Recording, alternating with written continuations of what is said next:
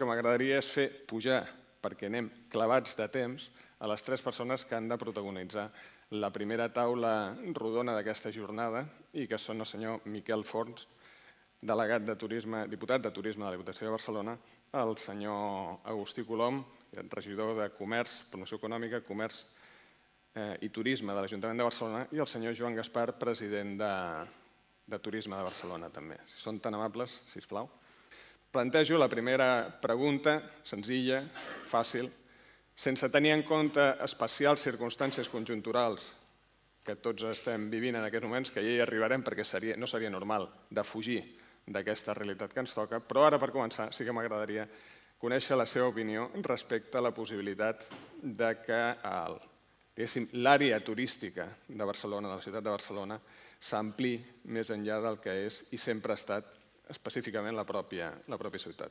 Bon dia i agrair la invitació a poder participar en aquest acte juntament amb l'alcalde i amb el Joan Gaspar i amb totes les personalitats que esteu i tots i cada una de vosaltres. És evident, jo crec que quan parlem de Barcelona hem de parlar avui de destinació Barcelona per diversos motius. En primer lloc perquè Barcelona com a ciutat és un municipi en relació a les grans ciutats europees petit i per tant en altres espais el turista i en aquest cas Barcelona no distingeix el que són pròpiament els carrers de la ciutat a el que és el seu entorn i per tant en aquest aspecte és obvi que la destinació és l'element fonamental. Per altra part perquè Barcelona ho necessita. Barcelona sabeu que tenim parlem d'uns 30 milions de visitants, dels quals el que són turistes pròpiament, que dormen 17 milions i mig, necessitem desconcentrar la ciutat i per tant, què millor que desconcentrar el fet que puguem que una part Barcelona es converteixi en una porta d'entrada però que sigui un element que aboqui aquests visitants cap a altres contrades a prop de la ciutat. De fet, a més, ens ajuda que les estadístiques ens diuen que una miqueta més de la meitat, un 52% dels turistes que ens visiten ho fan de forma repetitiva, ja han visitat la ciutat, per tant ja coneixen les nostres icones, per tant també és una oportunitat perquè Barcelona amb aquesta idea de porta d'entrada sigui l'element que ajudi al desenvolupament turístic i econòmic del territori. La connexió, un altre aspecte important, deia que són 30 milions de visitants, quasi la meitat són el que ens diem turistes de dia. Per tant, el que ens estan dient les dades és que n'hi ha una forta interrelació entre la ciutat i el seu entorn. Tant n'hi ha un nombre molt significatiu de turistes que s'allotgen a altres destinacions, en altres ciutats i pobles al voltant, que visiten a la ciutat, com des de la ciutat la potencialitat. Perquè aquí sí que hi ha una important, diríem, desequilibri. De fet, només el 4,5% dels turistes que visiten la ciutat acaben a sortir fora de la ciutat de Barcelona i aquí crec que tenim un elevat potencial. I per això nosaltres, i amb això acabo, tant des de Turisme de Barcelona, que ja porta fa anys treballant amb la Diputació de forma molt compenetrada, però en el nostre pla estratègic de turisme o en el pla de mobilitat turística que estem plantejant en aquests moments, figura com a element fonamental el que és la destinació i, per tant, les interrelacions entre l'entorn i la ciutat. Bon dia a tothom.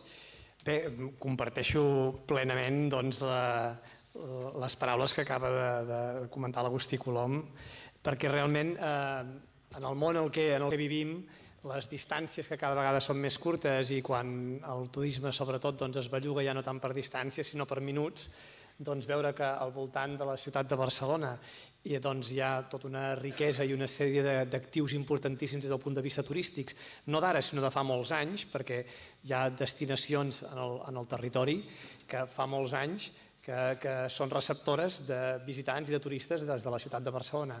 Doncs veure que això realment és una realitat, que hi ha moltes oportunitats i que a més amb una visió global encara en podem generar més, és la línia que s'ha de fer. I de fet des de la Diputació, jo diria que des de fa, no aquests últims anys, sinó des de fa molts més, des del voltant dels anys de 2009-2008 ja es va començar a treballar conjuntament amb l'Ajuntament, amb Turisme de Barcelona, aquesta proposta de destinació global que ara està, començant a donar els seus fruits des del punt de vista fins i tot administratiu i institucional, creant una infraestructura que pugui treballar aquesta promoció més a fons. I és l'aposta que tenim, el repte que tenim principal i vaja, la línia que hem de seguir. Per primera vegada us parla una persona que no és una autoritat, és un empresari. I suposo que a la sala hi haurà moltes autoritats i també molts empresaris. Jo em vull dirigir bàsicament als empresaris a la meva qualitat del mateix. En primer lloc vull deixar molt clar que agraeixo que se m'hagi invitat avui, però jo em sento molt a casa. Jo que he estat una persona molt vinculada amb certs esports, allò que deia quan fitxaves un jugador, tota la meva vida he somiat en posar-me aquesta samarreta, doncs jo soc fill de Caldes, no? Per tant, sent fill de Caldes estic a casa meva, no em sento estrany quan vinc en aquest territori, no? I per tant, agraeixo molt que m'hagi invitat. A veure, el que s'ha dit jo ho subscriveixo, no? Els empresaris de Barcelona hem tingut una visió des del primer moment molt àmplia i molt concreta, que és la col·laboració público-privada. Fa ja més de 20 i escaig d'anys que estem col·laborant colze a colze amb l'Ajuntament de Barcelona i els resultats són els que són. I per tant, si jo us tingués que llançar un missatge al món empresarial, que ja ho feu, és intensifiqueu al màxim que pugueu aquesta col·laboració público-privada. En definitiva, els empresaris el que volem és vetllar pels nostres interessos legítims, però cada vegada més és imprescindible que això ho fem de la mà de les persones que des del món públic ens poden ajudar. Per això, en el seu moment, es va crear Barcelona Més. Jo vull saludar aquí el meu president, el president de Barcelona Més, l'amic Mates, i també la feina excepcional que fa l'amic Francesc Vila. A veure, Barcelona és una ciutat, ho ha dit molt bé l'Agustí, molt gran però molt petita. Molt petita en quant al que els turistes volen durant els dies que estan visitar, veure, i per tant jo crec que en el seu moment es van donar compte que Barcelona és molt més que Barcelona ciutat. I en aquest cas el programa té tot el que diu el programa. Barcelona molt més que no Barcelona. No s'acaba, amb tots els meus respectes, a Montserrat, sinó que va molt més allà.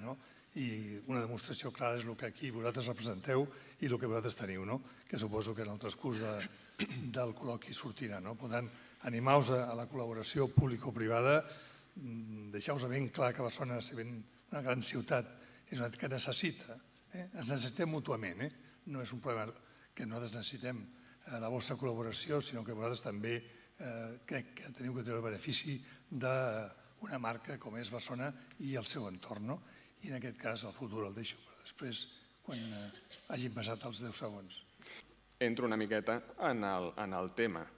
Ara tenim la responsabilitat, és una pregunta, no és una afirmació, tenim la responsabilitat de donar un exemple per tal que els turistes prenguin Barcelona, prenguin Catalunya com una destinació com el que és, una destinació segura, una destinació maca, una destinació líder. El que està passant ara evita això? Ho fomenta? No ho fomenta? Tindrem problemes? No en tindrem? A qui li fem cas?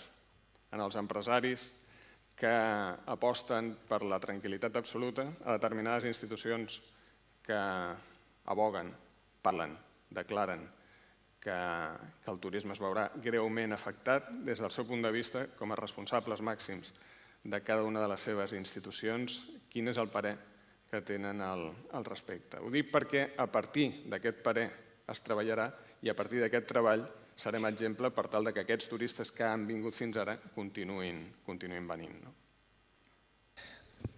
No és fàcil respondre, però jo ho faré sincerament, el que penso respecte a la situació actual.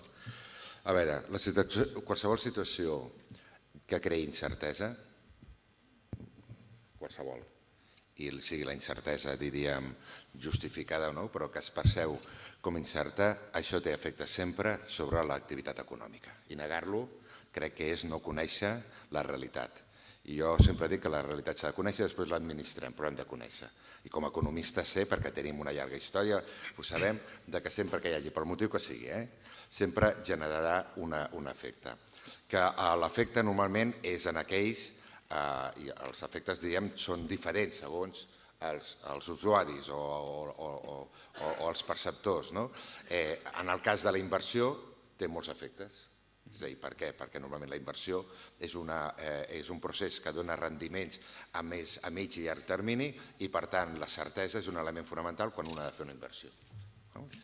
En canvi, per a l'ús del consum d'un viatge de 2 dies i mig, aquests elements d'incertesa són diferents.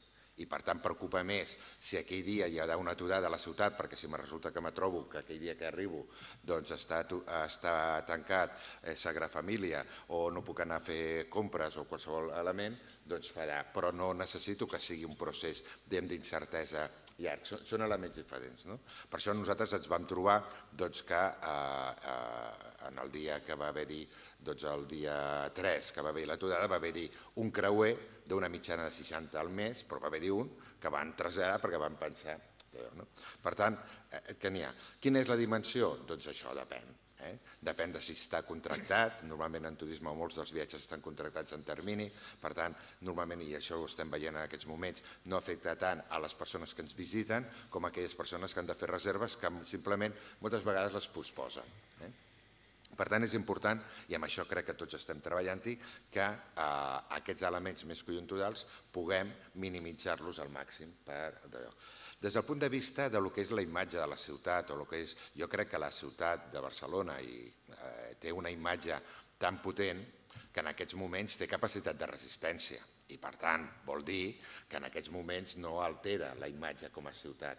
És el mateix que ens passaria a moltes altres ciutats, és a dir, París ho hem viscut, o ha viscut Londres, tenen una imatge molt forta, darrere d'uns atemptats van tindre una caiguda molt important, però quan sigui que passi el temps i no n'hi ha cap atemptat més, sigui que la memòria, perquè les memòries també són efímeres, o sigui, quan guanya seguretat, es recuperen. Per tant, jo crec que haurien de veure aquests dos aspectes. Per tant, excepte que una situació no sigui, i tots esperem i desitgem, i no es vislumbra perquè estem a Europa en el segle XXI, que això ens pugui portar a una situació, diríem, fora del que és habitual en les nostres contrades, doncs jo crec que això no tindrà efectes a llarg termini sobre la ciutat de Barcelona o sobre la destinació. Ara, sobre la situació conjuntural, jo crec que és una realitat que en pot tenir i dependrà de tots plegats. Si som capaços de solucionar la situació en un més curt termini, doncs això ens beneficiarà. Si som capaços que el procés pugui haver-hi una incertesa política, però això es transmeti el mínim possible a l'econòmica, ens solucionarà. Si la tensió política som capaços de baixar-la, doncs ens beneficiarà. I per tant, com gestionem també aquesta situació, tindrà uns efectes o no. Crec que tots els que estem en aquesta sala segur, i crec que en general tots tenim interès en fer una millor gestió d'un conflicte i per tant hauríem d'entre tots veure com les destrosses siguin les mínimes possibles i això tingui per tant un menor efecte sobre el turisme, que com deia abans crec que des del punt de vista no és el mateix que la inversió, no és el mateix, i per tant es mou més amb els elements de percepció més conjuntural que no pas a més mig i llarg termini que serien altres. Moltes gràcies. Per acabar amb les autoritats. Sí, evidentment, quan hi ha una situació d'incertesa o una situació de conflicte, diguem, sempre es poden generar conseqüències. Jo voldria posar un exemple molt concret del meu municipi. Jo soc alcalde de Sitges, a part de diputat de turisme, i aquests últims dies hem celebrat el Festival Internacional de Cinema Fantàstic de Catalunya. Un festival que és, diuen els especialistes, si ho dic jo com a alcalde, probablement algú podrà posar en dubte, però si escoltem els especialistes i la premsa especialitzada, està classificat com el primer festival de gènere fantàstic del món. Doncs en un moment d'incertesa i en un moment en el qual el consum cultural ha disminuït aquestes últimes setmanes, el festival ha tingut més èxit de venda d'entrades i de recaptació que mai. Per què? Perquè és un producte a nivell cultural fort, potent, que a més no deixa d'innovar-se. I amb això vull dir que davant dels moments d'incertesa, davant dels moments diguem, de dubte o de no saber com les coses com aniran, quines conseqüències hi hauran, com ara fa un moment el regidor comentava, doncs hem de creure molt en la fortalesa del sector. De fet, el 2008, 2009, 2010, 2011, en el moment en què la crisi econòmica, social es produeix, esclata, eclosiona en un moment dur i de molta incertesa, el sector turístic és dels sectors que millor resisteix perquè realment ens ho creiem tots. I com deia el Joan Gaspar fa un moment, sector privat, sector públic, ens arremanguem una vegada més, treballem tots en la mateixa línia, tots a una. I això és el que crec que hem de continuar fent. Sector públic, sector privat i, evidentment, ciutat i territori, comarques i territori. De vegades les imatges que es poden percebre als mercats emissors de la violència que es va produir, per exemple, d'octubre, poden desanimar, però també hem de vendre les altres imatges que tenim, que és que això va ser una qüestió puntual, que es va produir aquell dia, que esperem que no es produeixi més, que estem treballant perquè no es produeixi més i perquè, a més, el conjunt del territori és molt gran i hi ha moltes altres oportunitats i, per tant, les hem de sumar també. I, en definitiva, el que deia, treballar conjuntament per enfortir encara més el sector. Molt bé, moltes gràcies. De fet, de moment el que plana és un cert realisme conscient, acabat amb un optimisme esperançat, diguéssim. El sector empresarial, què en pensa al respecte? A veure, com ha dit molt bé el senyor Agustí, sinceritat en les meves paraules, no? Jo crec que tots els empresaris que estem aquí, quan hem entrat a aquesta sala, hem deixat fora de la sala les nostres idees, les nostres ideologies, i només hi ha una cosa que no hem deixat fora de la sala perquè la portem a dins de nosaltres mateixos, que és la nostra dignitat. Des d'aquest punt de vista jo tinc que dir que jo estic molt preocupat, molt, molt preocupat. I si no ho digués no seria sincer, que és el que l'Agustí ho ha demanat, de fer-ho, ell ho ha fet i jo també vull fer-ho. Estic molt preocupat. També tinc que dir que estic molt esperançat, però molt preocupat. A més, estic més preocupat perquè el món empresarial pot fer. No podem fer nosaltres. Això no és un tema empresarial. Les conseqüències sí que són les que rebrem els empresaris, petits i mitjans, però la solució no està a les nostres mans. L'únic que podem fer és el que hem estat fent i el que seguirem fent, és demanar a qui sí que té a les seves mans una possible solució en aquest problema, que busqui una solució i que no paguem les conseqüències als que indoblement podem pagar-les. A veure, dit això, preocupació total, absoluta. Si algú no està preocupat, el felicito i l'animo a que no ho estigui. I vosaltres m'animeu a mi a que deixi d'estar preocupat i torni a tindre l'esperança que, com s'ha dit molt bé, la marca que avui ens reuneix aquí és molt forta, però no depèn del que nosaltres pensem. Nosaltres no som turistes. Depenem del que pensin els altres, del que depenguin els espanyols, una part molt important de la nostra clientela, el que pensin els anglesos, els francesos i els italians. Uns per seguretat, van a un puesto, no van a un puesto, altres per tranquil·litat i altres per la raó que sigui perquè es pensen que igual no els estimem. Però en qualsevol cas no és el món empresarial el que trobarà la solució, el que demanarà que es busqui la solució sí. Jo crec, i ho ha dit l'Agustí i també el meu company, tenim que ser optimistes. I jo crec que si no fóssim optimistes ja no haguéssim vingut ni siquiera a aquesta reunió. I si jo he vingut és perquè jo vull llançar un missatge d'optimisme. Jo vull estar convençut que la força del país i la força del problema es resoldrà. I ojalà es pugui dir allò que es diu normalment, que quan un té un problema molt greu i el solventa, surt reforçat. Què més voldria jo que pensar que d'aquí uns mesos jo pogués vindre amb tots vosaltres i dir, mireu, sabeu allò que estava molt preocupat, doncs ara estic no optimista, molt optimista perquè hem sortit reforçats. Avui que ens hem reunit aquí, avui, i amb la sinceritat que ens obliga a parlar i amb el respecte que teniu tots vosaltres, estic molt, molt preocupat. Sí, bon dia.